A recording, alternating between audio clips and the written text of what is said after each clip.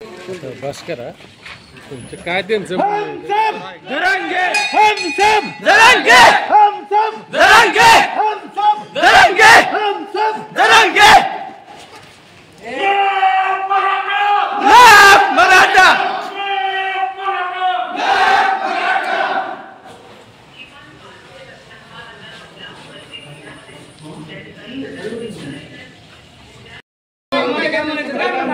द्यावं लागतं का नाही ओबीसी मधून तुम्हाला काय वाटतं? ओबीसी मधून मराठा आरक्षणाविषयी तुमची भूमिका काय? माईक आणला का?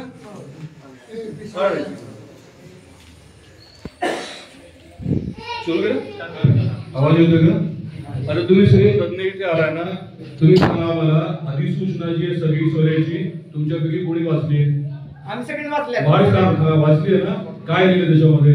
काय सगळे एक वेळ बाकीच्याने बोलायचं नाही. 1954 द्यायला पाहिजे का नाही? तुम्ही मान्य करा ना ते. तुम्ही जी आर बाकी बोलू नका. अधिसूचना वाचली आहे का स्वतः? वाचले ना आम्ही. काय लिहिलं त्याच्यामध्ये? तुम्ही सांगा. नाही बाळा, एक मिनिट त्याच्याविषयी माहिती नाही एक मिनिट जो हुशार आहे याच्यातला ज्यांनी वाचले हुशार माणसाशी बोलतोय तुम्ही शिक्षक बोलू आज सगळी बोलवलं ना सांगायला पाहिजे. मी ठरवणार ना तुम्ही ठरवू शकत नाही. मला जे बोलायचं विरोध आहे काहीतरी लाडीत बोलू नका. त्या हे असलं फालतू बोलणं मला आवडत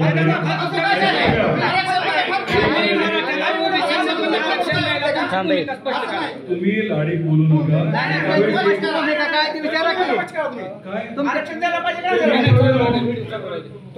ते मी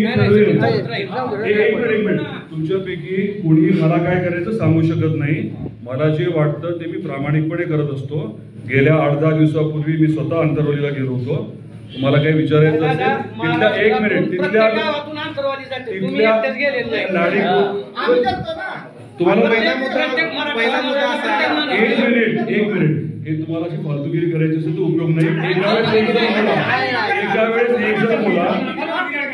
एका वेळेस एक जण बोला.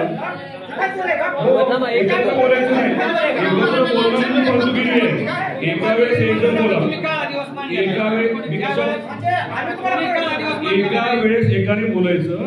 तुम्ही जनतेचं प्रतिनिधी आहात त्याच्यामुळे तुम्हाला आम्हाला तुम्ही काय करावं हे तुमचं मत आहे. पण आम्ही तुम्ही जनतेचं प्रतिनिधी आहोत म्हणून तुम्हाला सांगायचा आम्हाला अधिकार आहे. एका वेळेस एक जण बोला.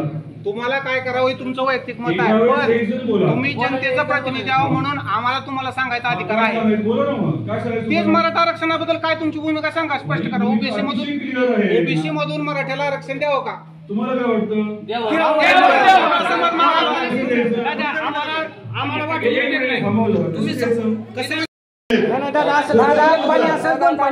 त्याच्याविषयी थोडं तुम्ही मी तुम्हाला सांगितलं ना की मातृसत्ताक पद्धत जी आहे ती त्याच्यामध्ये नाहीये. पितृसत्ताक पद्धत आहे ही अडचण आहे.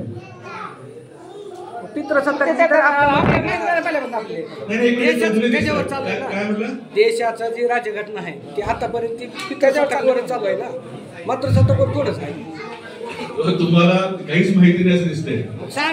तुमचं नाव नंबर द्या. तुम्हाला तुमची भेट उद्या सगळे घालून देतो. पण सगळ्या जनतेला माहिती होणार नाही ना. त्यांनी येऊन सांगावं तुम्हाला. तुम्ही इथं सांगितलं तर बरं लागेल. परत एवढी माणसं